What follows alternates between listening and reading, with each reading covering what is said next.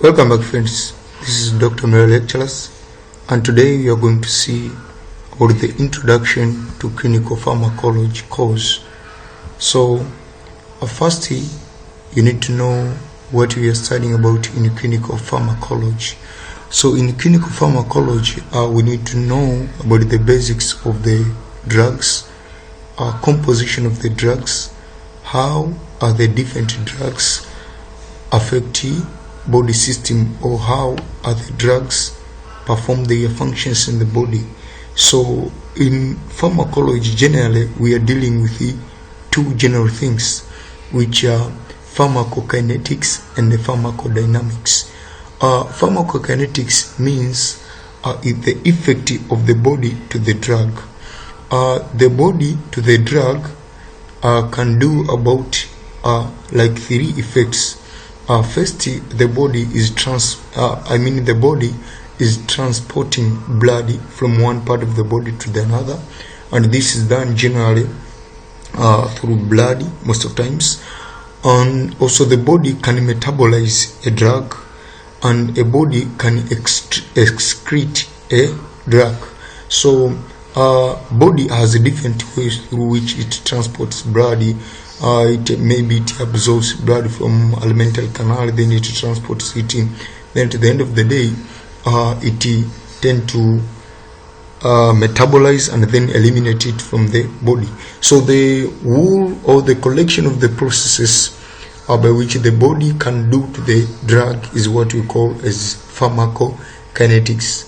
And then another thing which we are looking on in pharmacology is pharmacokinetics, which is the effect of the drug to the body. So we need to know the effect of different drugs to the body, because some of the drugs they elicit the inflammatory reactions. Some of the drugs they can lead to different effects to the body. So that's a short introduction. So now let's go.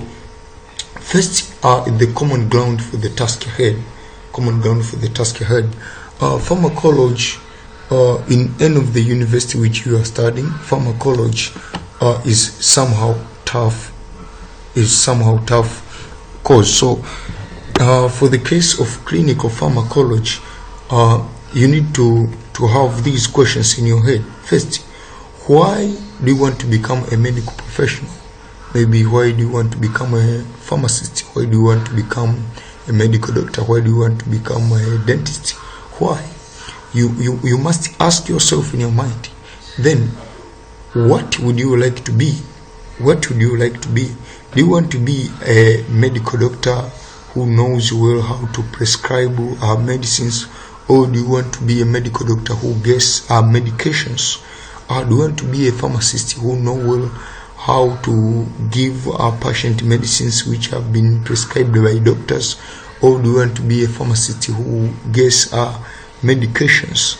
Do you want to be a pharmacist who will know the alternative of medication if a certain medication is not present or is not available at your pharmacy? Or do you want to be a pharmacist who will not be able to know the different alternative of medicines? Because all of those things they base on the knowledge of clinical pharmacology. If you know well on clinical pharmacology about the mechanisms of absorption and different effects of the drugs to the body, then it will be very easier for you to decide that if this drug is not present in my pharmacy, then this drug will be the best alternative to the drug which is absent. Now, what do you think are you going to be your responsibility in knowing or in gaining the knowledge of pharmacology, in trying to trap knowledge? Now, what do you think is your responsibility? Is your responsibility maybe to use different platforms, maybe WebMD, PubMed, to use different pharmacology books, to use different YouTube videos and different techniques to study pharmacology in order for you to understand effects of different drugs and their mechanisms of function? Then what is your expectation during learning time of clinical pharmacology? Are you aiming for getting a higher GPA? Are you aiming at getting A of clinical pharmacology, or you are just aiming at getting C, or maybe getting a normal pass mark in clinical pharmacology? Now let's see about the few important tips in studying clinical pharmacology. Firstly, do not work in the dark during your medical training. So if you don't know clinical pharmacology, in most of the time you will be like someone who is working in dark. Why? That is because you will not know about many things regarding prescriptions of drugs if you are a medical doctor or you are a dentist. Also, you do not know about the effects of many of the chemical substances that you are administer or you are giving to the patients. You not know how maybe to you not know how to maybe to treat most of the disease conditions which you meet with them in the wards or in the clinics. Also, when we are telling you that not to work in the dark during your medical training, we mean that you must have goals which you are focusing to them. Don't work as if you are someone, you don't know where you want to go, you don't know you want to success or you want to graduate with what kind of pass mark. Then define where you want to go. That's why in the first tip I've already told you that not work in the dark. So define where you want to go, have your own goals, then set your timetables, set your aims, set your strategies, how to reach where you are going. Then think seriously on how to achieve your goals and have the right attitude towards learning your teachers and others. So actually most of students, they are believing that clinical pharmacology is the tough course, but you as a student, if you want to pass well this course, don't take it as the tough course, take it as an easier course, and take your teachers as if they know how to teach, understand the concept. Then it will be very easier for you to trap the concept and then to pass well your exams. Also, in other words, create a reason to learn. Create a reason, why do I need to understand well clinical pharmacology? Because if you will not understand well clinical pharmacology, it will make you it will bring to many difficulty when you will be working in wards during your rotation. So we have many challenges when we are studying clinical pharmacology and when you will be practicing pharmacology in wards. We have different challenges.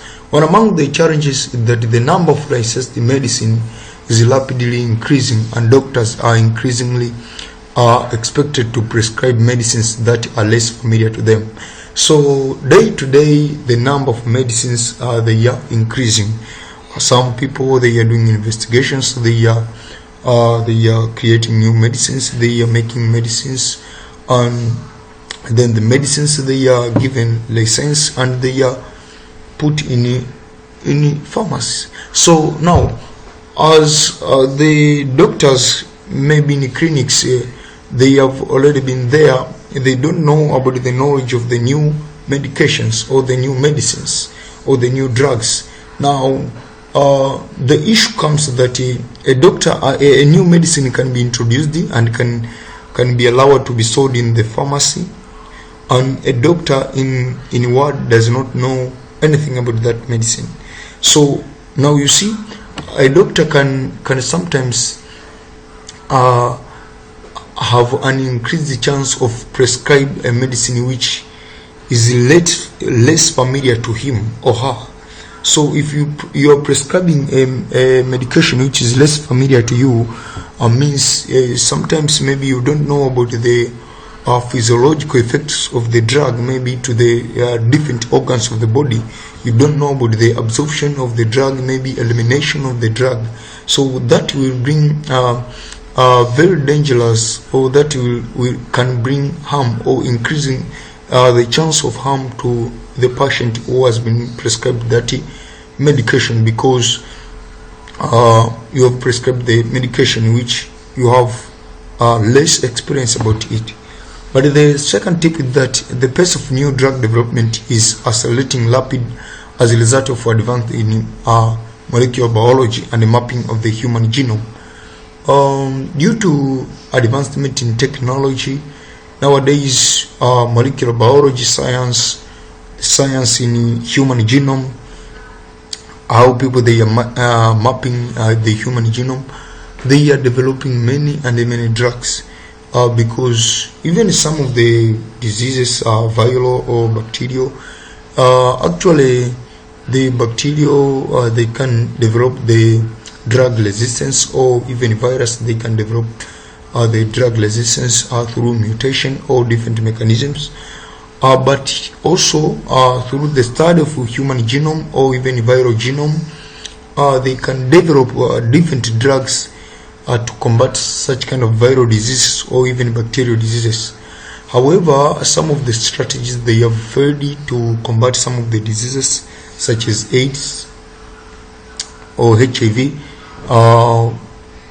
Most of scientists they have failed up to now to develop a drug which can kill HIV, that is a human immunodeficiency virus. But that is the challenge. Because many new drugs they are made. Also, patients are taking more medicines than before, increasing the complexity of their treatment regimes and potential for drug interaction. Most of times for the patients which are taking many drugs as compared to before, this can lead to drug resistance.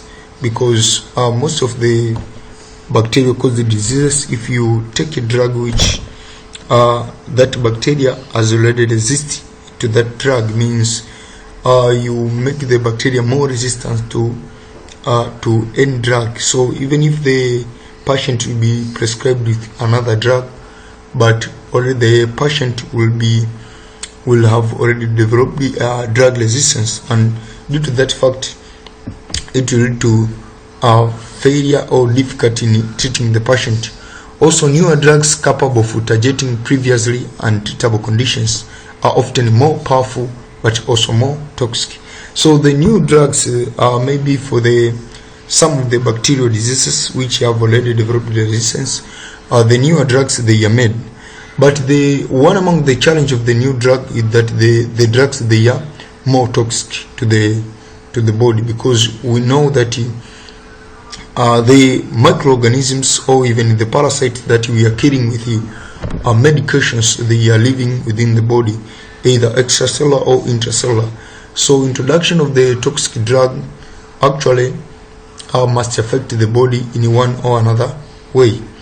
Also, the expansion of evidence-based medicine and health technology essentials has enabled the beneficial and adverse effect of drug to be more accurately quantified.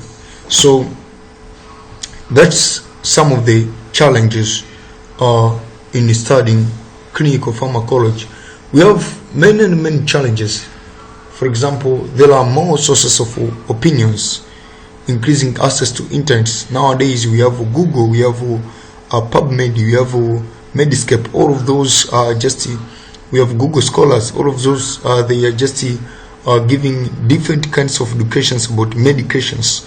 Now, you as a medical doctor, or you as a dentist, you as a pharmacist, you need to know more than a Google, or you need to know more than a PubMed or a Google Scholar, because Google Scholar can provide the symptom of the patient and then can tell or can say that if you see these symptoms, you may use this medication.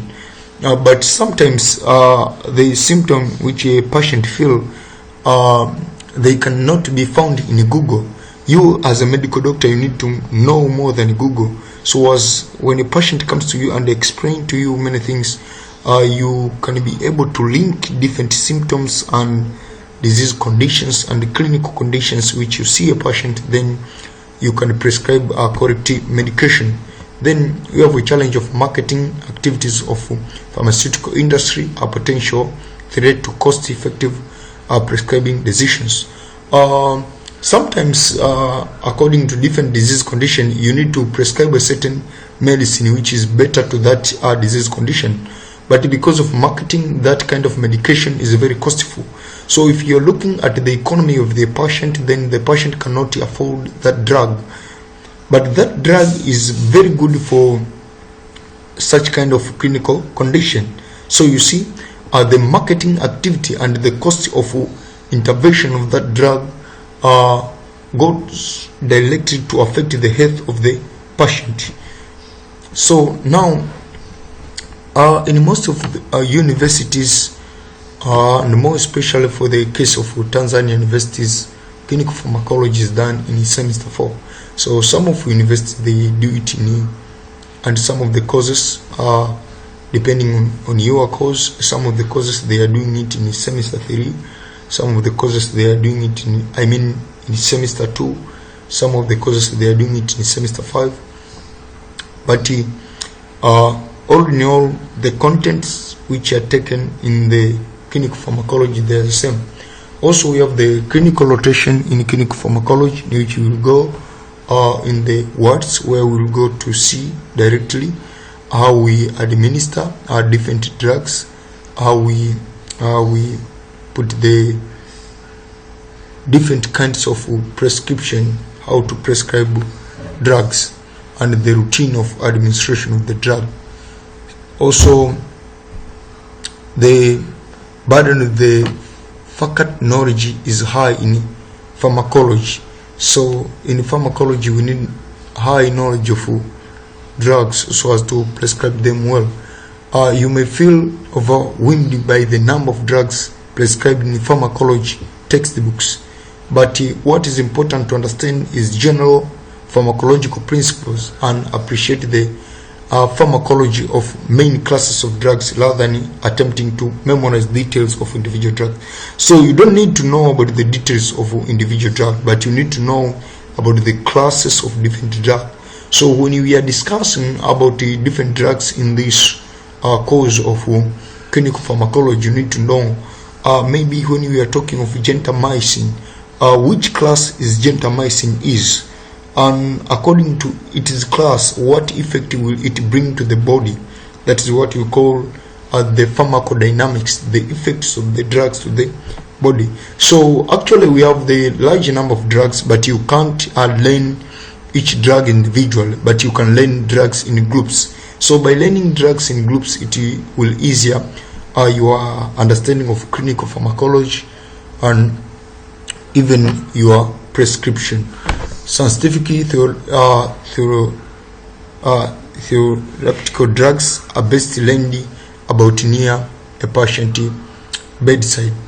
So for each of the commonly used drugs in our setting, we expect the following from students. So you as a student, you need to know these facts. For every kind of medication which is learned in pharmacology, you as a student, you are expected to know these few tips. The first thing you need to know is the name and class. The name of the drug and the class. The name and the class of the drug. So that's the first thing you are required to know, the name and the class. The second thing you need to know is that you need to understand the mechanism of action. Mechanism of action. How does it act in the body? Then you need to recognize appropriate indication for use. In what clinical condition will you allow the patient to use such kind of medication? That is what you call the appropriate indication for use. Appropriate indication for use. In what clinical condition will you allow a patient, or in what clinical condition will you prescribe a patient to use that medicine?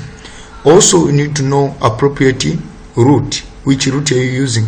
Is either per oral or intravenous, intramuscular. Then frequency and duration of administration.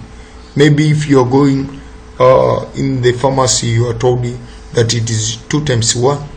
That means you are taking two tablets and 1 times a day. Maybe it is 2 times 3, means you are taking 2 tablets, then it is 3 times a day. So frequency after how many hours? Maybe if it 3 times means it is after 8 hours. If it 2 times means it is after 12 hours. If it is 1 time means it is after 24 hours. So you need to know about these things per every class of medication. Also, you need to know about the important contraindications. You need to know if I am prescribing maybe vancomycin or gentamicin to the patient, then what kind of the contraindications, that what kind of signs to the patient can show me that this patient has shown maybe allergic reaction to the drug. Also, you need to know about the potential interaction and adverse effects of the drug. Different drugs, they have different interaction.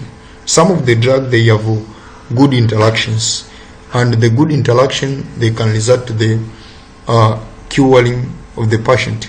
But some of the drugs, they have adverse effects in the interaction. So some of the drugs, when they are interacting to each other, they lead to different harmful effect to the patient. So you need to know all of those tips. Also, you need to know how to monitor the drug effects. If a patient has faced the different effects due to the medication that he took, then you need to know how can you monitor that effect. Also, you need to be able to explain the salient feature of all the above to the patient.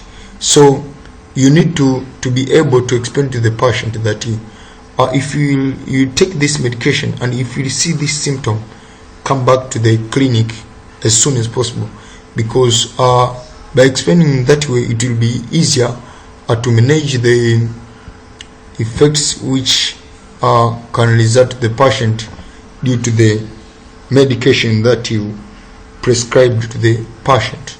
So we have the general learning objectives for the course. Firstly, we need to produce graduates who are competent to prescribe safely, effectively, and cost effectively. So that's the first objectives, to produce graduates which are competent to prescribe correct medicine and the medication which can be safe according to the condition which is seen to the patient. Also, to provide the appropriate framework to be able to assimilate information about new drug development that will occur throughout your professional career. So we don't need only to produce the professional career which will be able to study only the previous drugs, because throughout the professional career, when you are continuing studying about when you are continuing doing your work in a clinic or in a pharmacy, you will meet with the different drug products, you meet with the new drug products. So you need to have the framework of understanding the information about the new drug development and how are those drugs are working in the human body, so as it can be easier for you to prescribe those drugs to the patient, because you will know about the effects of those drugs even if they are new, thus you were not taught in the class. So in the course content, first we have the general principles of pharmacology. Then after there, we have the chemical mediators. We have the chemical mediators of the drugs. Then after there, we have the systems pharmacology. That means different effects of the drugs to different systems of the body. Then from there, we have antimicrobial and cancer chemotherapy. Antimicrobial and cancer chemotherapy. Antimicrobial are the medications which fight against the microorganisms, and more especially here the bacteria, viruses, fungus, or Also, the last is special topics. That is special topics. So let's see some key definitions in pharmacology. Some key definitions. Our first terminology is pharmacology as it is. Pharmacology as it is. Now, what is pharmacology by definition? We have already looked about different aspects. See how we shall enroll our course. What is our aim? What is our goal in pharmacology? When we are finishing this course, where do we want to be? What knowledge do we expect every student to have? Every career of this course to have? Every graduate to have? Now let's start to dig into pharmacology terminology or introduction as it is. So pharmacology is the study of the effect of drugs on the function of the living system. Effects of drugs on the function of the living system. So when we are studying about the effect of drug, we are digging deep to study different things about drug. So we study about the classification of drugs, categories of drugs, chemical composition of drug, chemical properties of drug, and how are the chemical properties of drug can affect the biological functions in the living body or in the living system. So you see, when we are studying about the effect of drug, we will not only focus on the effect of drug, but first we will study about the structure of that drug. Then that structure of drug, how can it bring a certain effect in the living body? So now let's see, what is a drug? What is a drug? A drug, we define it as the chemical substance of known structure. So drug first is the chemical substance. That is very important for you to know about drug, that a drug is the chemical substance. Later we will discuss about a biologics, and we will discuss about medicine. So we will see what is the difference between a drug and biologic and medicine. These are three different terminologies and they have different meanings. However, to some extent they can be as if they are closely related in pharmacology. So a drug first is the chemical substance, and that chemical substance has a known structure. So every drug that you hear anywhere, its structure is known. So we know the structure for paracetamol, we know the structure of aspirin, we know the structure for every kind of drug. So if we hear about the aloe as a medication of malaria, we know its structure. Other than a nutrient or an essential dietary ingredient, which when administered to a living organism produce a biological effect. So a drug first is the chemical substance of known structure, and a drug is other than nutrient or essential dietary ingredient.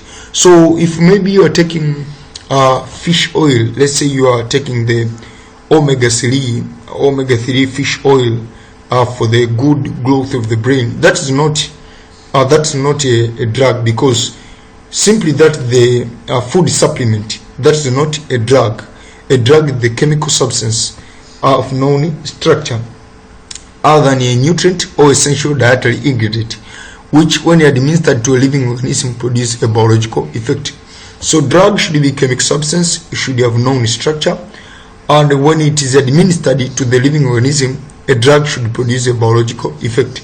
So if we have a chemical substance with a known structure, and if it is administered to the biological system, or when it is administered to the living organism and it does not elicit any biological effect, then it cannot be regarded as a drug. So now let's see many drugs. A drug can be synthetic.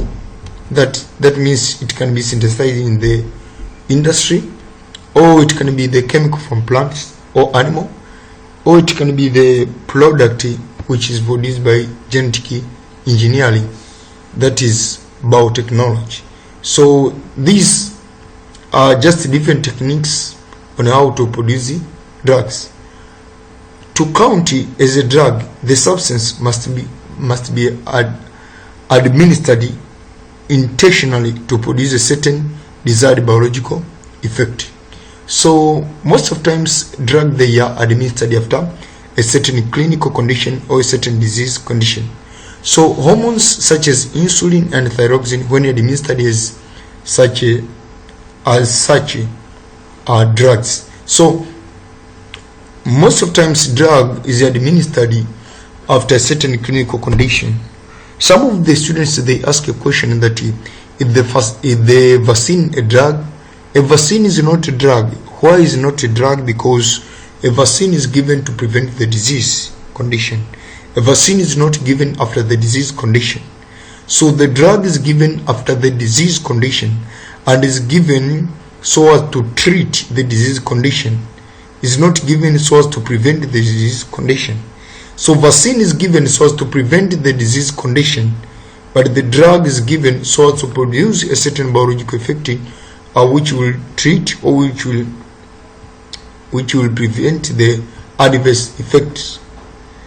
Also, we have the terminology which is poison. Poison is the substance that causes death or harm when introduced into or absorbed by a living organism. Although falls strictly within definition of drugs, they are not used in therapy. So poison, they produce biological effects in the body, but the biological effects which is produced by the poison is the death or harm, while the biological effect which are produced by the drug most often is the good effect. So sometimes even the drugs, if they are not administered well, or they can act like poison. That's why the overdose of drug, they can lead to adverse effects and even to death of the patient. So overdose of the drugs can lead to the effects of the drug to act like a poison.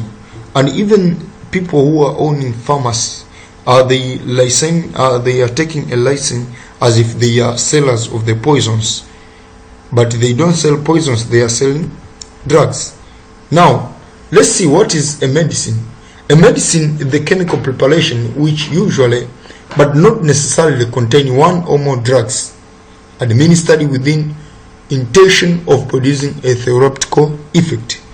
Always when we are talking about a medicine always has already been registered or has already been passed through different systems of different nations which tend to register drugs, and it is already measured and it is safe to be used.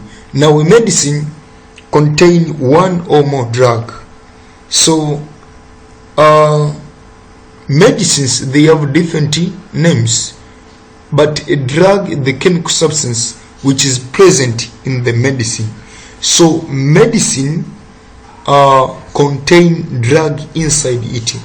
So when we are talking of medicine like Imseto, it contain Altamesa and lumeventrine. So Altamesa and lumeventrine, they are making together a medicine which is called Imseto, or which is called Alu, for the treatment of malaria. So Altamesa is a drug and the lumeventrine is another drug. So these two drugs together, they are making up a medicine which is called Alu. So that is what we call as a medicine. Usually contain other substances such as excipients, stabilizers, solvents, etc. besides the active drugs to make them more convenient to use. Also, we have another terminology which is called biologics. Biologics is the large complex molecule or mixture of molecules. Many biologics are produced using recombinant DNA technology. Biologics also, they can be introduced into the body of living organisms, and they can elicit the effect. They can elicit the effect as how the drugs they are doing. But biologics, they are usually large complex molecules such as lipids and proteins. So actually we cannot classify biologics as drugs, because biologics are complex molecules, and actually they are organic molecules rather than chemical molecules. So the major difference between biologics and the drugs is that biologics, they are not chemical molecules, they are living molecules such as protein and lipids, which can be administered to the body as depending to the condition of the body, and they can elicit different effects to the body. So now let's see about the development of pharmacology at the scientific discipline. Here we are just looking at the history of pharmacology. Here we have different pharmacists, and a number of years they've been used the different equipments, and they've done different experiments to develop different drugs, because as we know that formerly we didn't have industry, so we had only the herbal remedies widely used, no application of scientific principles to the therapy. So we had no 2 times 3, 3 times 1. We had no 3 times a day, 2 times a day. We had no that. We just had maybe you take the aloe vera leaves, then you are boiling them, then you drink the juice from the aloe vera leaves. You are just taking maybe the mix of garlic and the normal onions, water onions, and then you are mixing them together. You are grinding them with a ginger, maybe with a lemon juice. Then you are taking the medication of influenza. We had no drugs in such.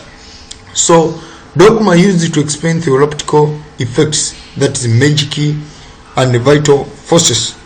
But in the 19th centuries is where the pharmacology started to be studied, or different scientists they started to study the clinical pharmacology under scientific basis.